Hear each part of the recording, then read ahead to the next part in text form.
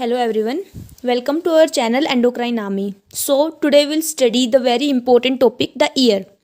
अब ईयर में से एक क्वेश्चन ईयर या फिर आई में से एक क्वेश्चन आता ही आता है, तो आज हम ईयर कवर करेंगे एंड देन कल आई कवर करेंगे एंड इससे फॉर श्योर एक क्वेश्चन बनता ही है दोनों सेंस ऑर्गन से. So let's get started.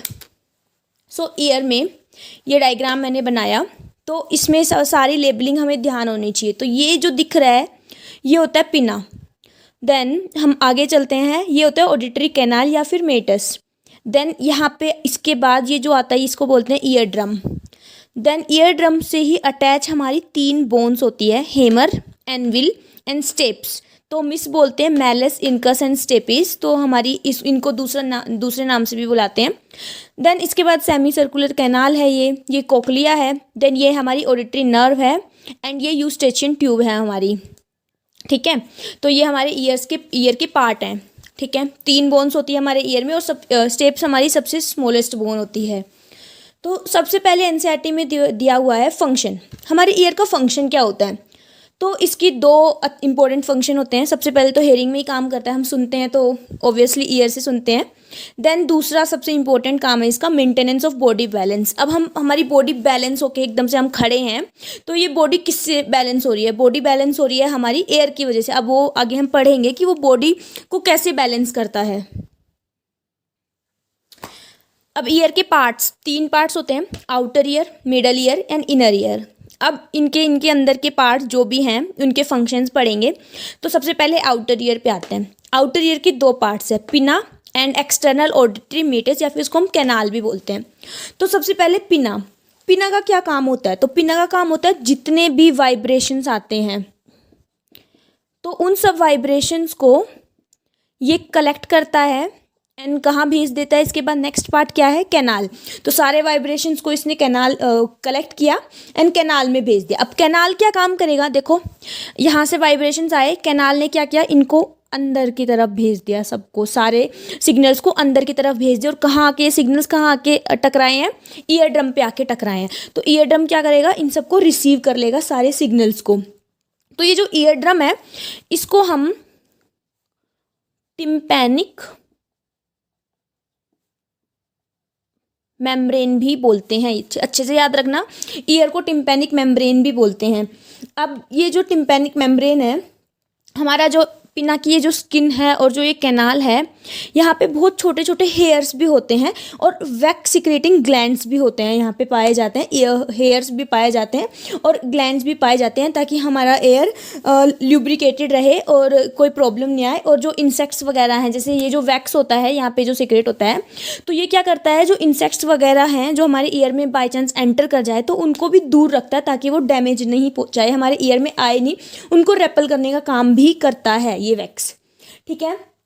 Then जो टिम्पैनिक मेम्ब्रेन है ये कंपोज्ड होती है कनेक्टिव टिश्यू से. ये एनसीईआरटी में अच्छे से मेंशन है. और आउटसाइड इसके स्किन से कवर होती है ये. ठीक है. और इनसाइड से ये म्यूकस मेम्ब्रेन से कवर होती है. बहुत इंपॉर्टेंट है गाइस, याद इसको रखना है अच्छे से. आउटसाइड से स्किन से कवर होती है और इनसाइड से म्यूकस मेम्ब्रेन से ये कवर होती है और कनेक्टिव टिश्यू से बनी होती है. अब ये आउटर ईयर खत्म हुआ, इसके बाद हम आते हैं मिडल ईयर पे. अब मिडल ईयर में क्या होता है? मिडल ईयर में होती है हमारी 3 बोन्स. कौन कौन सी होती है? मैलिस, इनकस और स्टेप्स. मैलिस को हम हैमर भी बोलते हैं, इसको हम एनविल भी बोलते हैं और इसको हम स्टेपिस भी बोलते हैं. ठीक है, ये हमारी सबसे स्मॉलेस्ट बोन होती है हमारी बॉडी में. सो ये तीनों बोन आपस में चेन फैशन में कवर होती है, चेन लाइक फैशन में कवर होते हैं ये तीनों बोन आपस में. ठीक है. अब इनका काम क्या होता है? इनका भी कुछ फंक्शन होता ही होगा. तो इनका फंक्शन क्या होता है? जो ये मैलस है, हैमर हमारा, ये किससे अटैच होता है? टिम्पैनिक मेम्ब्रेन से. देखो दिख रहा है हैमर किससे अटैच है? टिम्पैनिक मेम्ब्रेन से अटैच है.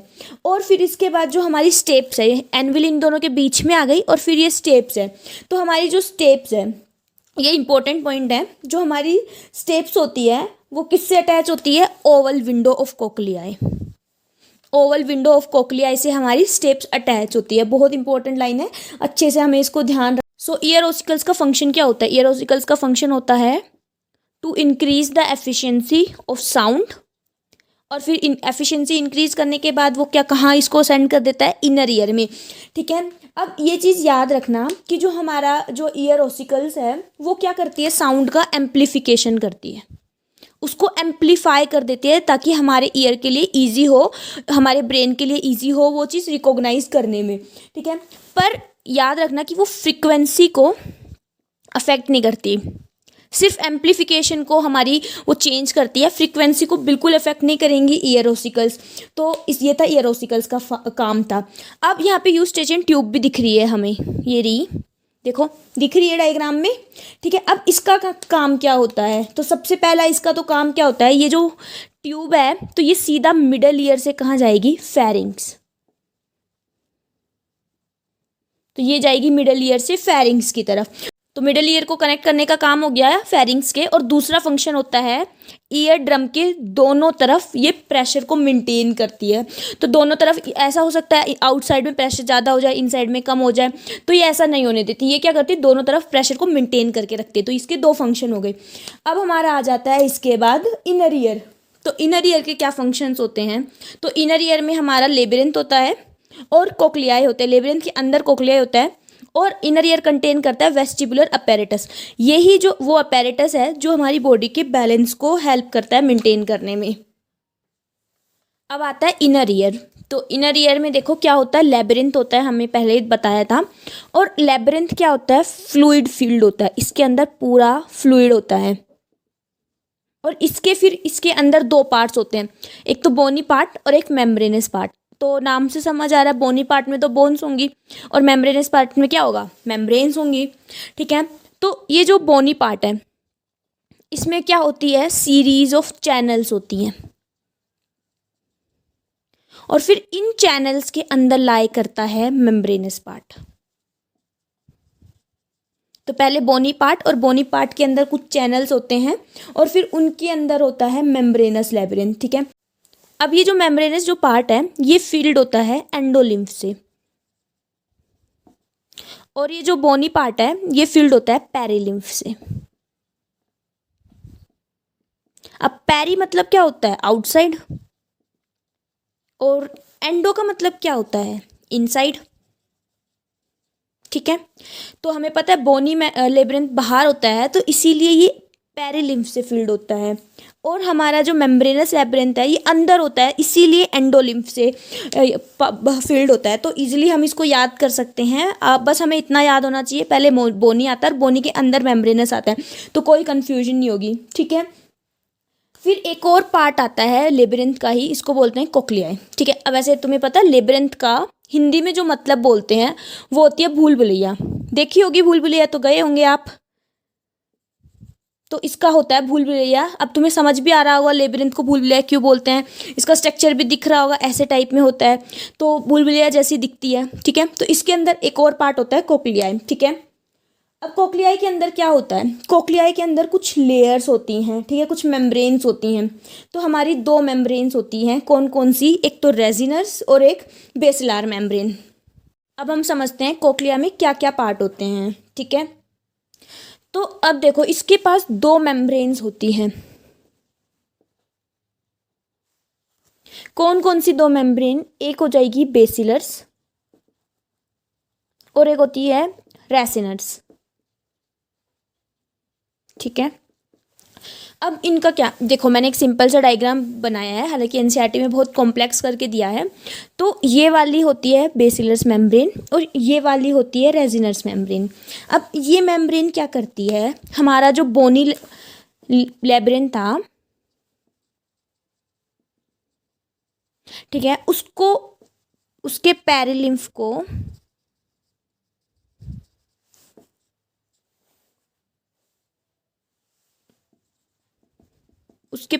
डिवाइड कर देती है। किस किस में डिवाइड करती है? ये देखो, ये दोनों मेम्ब्रेन थी, आपस में स्टिक थी। ठीक है, मान लेते हैं ऐसे थी दोनों मेम्ब्रेन।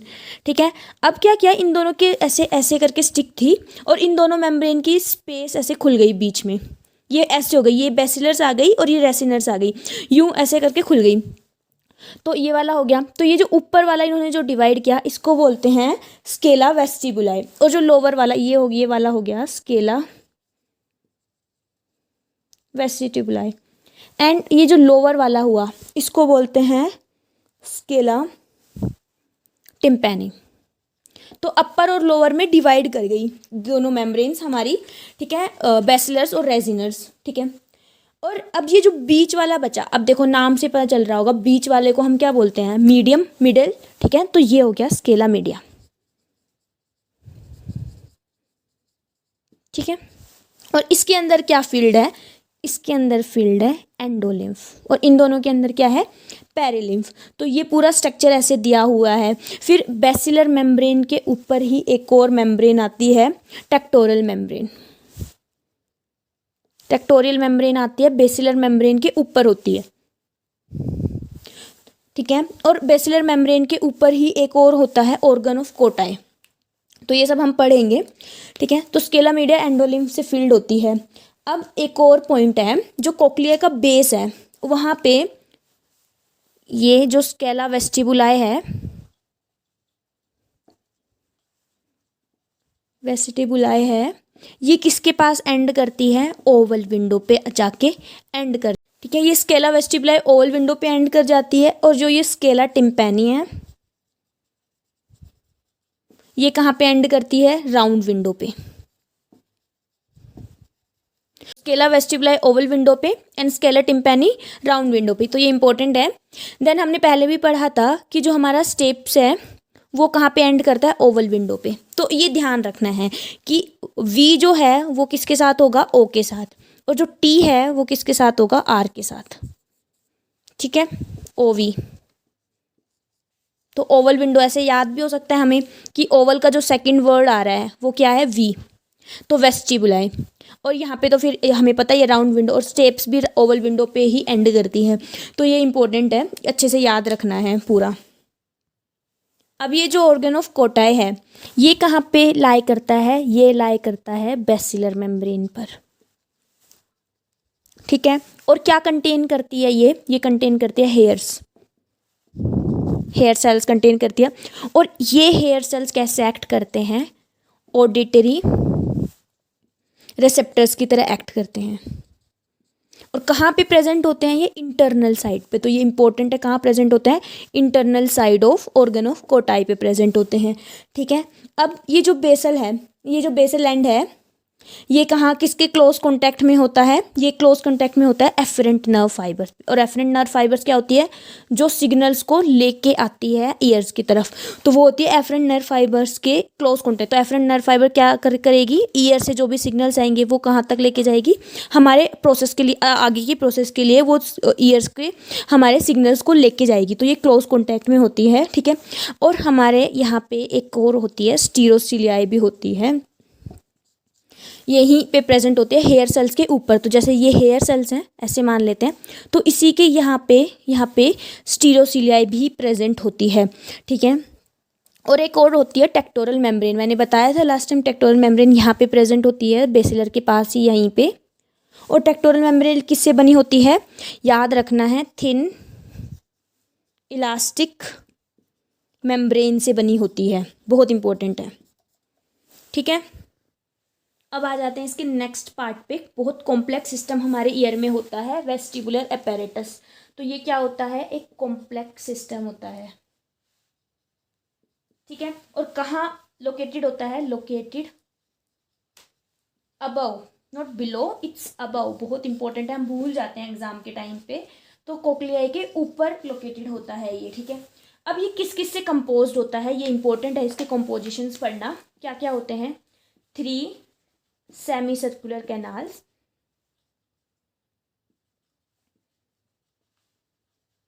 और एक होता है ओटोलिथ।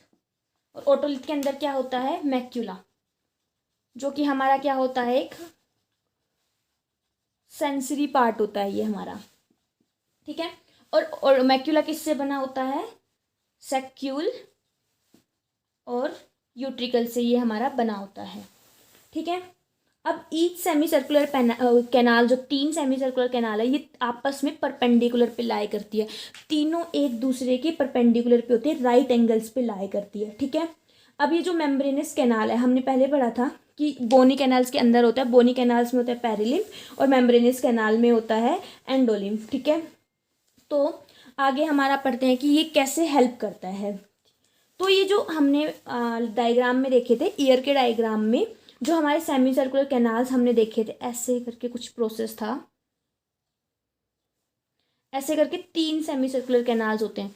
तो इसका ये जो बेस होता है, ये थोड़ा सा स्वोलन होता है,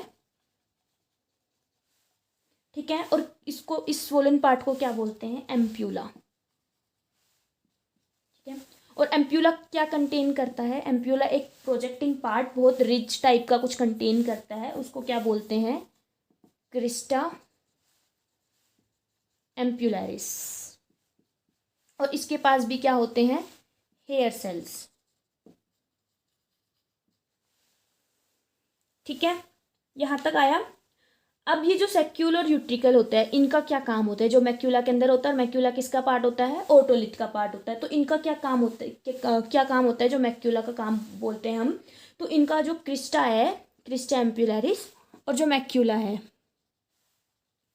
ये दोनों मिलके वेस्टिबुलर का पार्ट बनाते हैं और क्या काम करते हैं, बैलेंस में हेल्प करते हैं, दोनों, ये दोनों पार्ट, ठीक है। तो ये जो मैक्यूला है, ये किस में हेल्प करता है, स्टैटिक बैलेंस में। अगर हम रुके हुए हैं, हम रेस्ट पे हैं, तो ये काम करेगा। और अगर क्रिस्टा हो गया तो ये क्या काम करेगा, डायनेमिक बैलेंस। ये एनसीईआरटी में नहीं है, बट फॉर एक्स्ट्रा इन्फॉर्मेशन मैं बता रही हूँ।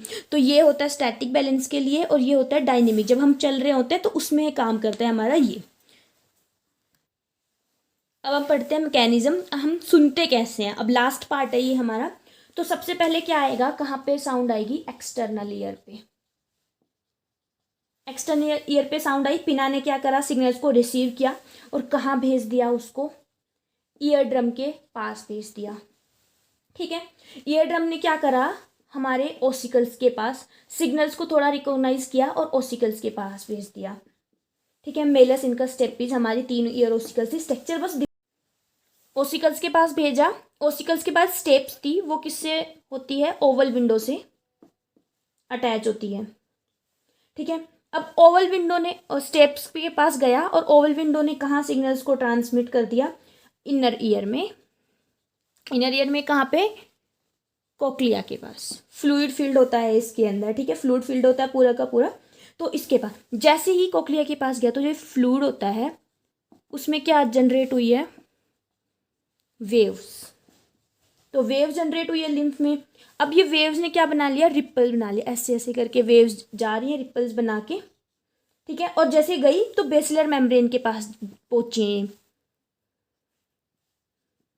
और बेसिलर मेम्ब्रेन में मैंने बताया था क्या होते थे, हेयर सेल्स। और हेयर सेल्स क्या कंटेन करते थे, ऑडिटरी रेसेप्टर्स। तो उन्होंने रेसेप्टर्स के पास गई है हमारी वेव्स। फिर उसके बाद जैसे हेयर सेल्स को इन्होंने, हेयर सेल्स थे तो वेव्स गई और इन्होंने क्या करा, हेयर सेल्स को प्रेस किया, ठीक है। जैसे ही प्रेस किया तो नर्व, इसके पास एक और था, मैंने बताया था, एफरेंट नर्व भी होती है। एफरेंट नर्व गई, हेयर सेल्स के पास गया, देन एफरेंट नर्व के पास गया, और एफरेंट नर्व ने क्या जनरेट कर दी, इम्पल्स। और फिर वो ऑडिटरी कोर्टेक्स के थ्रू होते हुए कहाँ पहुंची, ब्रेन में। और फिर जो साउंड थी उसको रिकॉग्नाइज करके हमने, हमारे ब्रेन ने हमें बताया जो भी कुछ था कि ये साउंड इसकी है, और फिर हमने एनालाइज किया उस साउंड को। और जो हेयरिंग एरिया है ब्रेन के कौन से पार्ट में होता है, टेम्पोरल लोब। अब ये ध्यान रखना कि हमारे ब्रेन के ईयर के पास ही टेम्पोरल बोन होती है, और जो ब्रेन का जो एरिया होता है जो इसको साउंड को रिकॉग्नाइज करता है वो कौन सा होता है, टेम्पोरल एरिया या फिर टेम्पोरल लोब, ठीक है। तो ये पूरा प्रोसेस होता है, मैकेनिज्म होता है। तो ईयर हमने अच्छे से पढ़ा, 3 पार्ट होते हैं ईयर के, outer ear, inner ear, then बीच में आता है मिडल ईयर, ठीक है। आउटर ईयर में पिना होता है और कैनाल होता है, मिडल ईयर में हमारी 3 ओसिकल्स होती है, और इनर ईयर में हमारे लेबिरिंथ पढ़ा था और वेस्टिबुलर अपैरेटस पढ़ा था। और फिर उसके बाद हमने सबके फंक्शंस देखे थे, किसके पास कौन सा पार्ट होता है और क्या फंक्शन होता है, और एंड में हमने अभी ये मैकेनिज्म पढ़ा है। तो इसको अच्छे से पढ़ना, रिवाइज करना, क्वेश्चंस जरूर आते हैं। Thank you so much.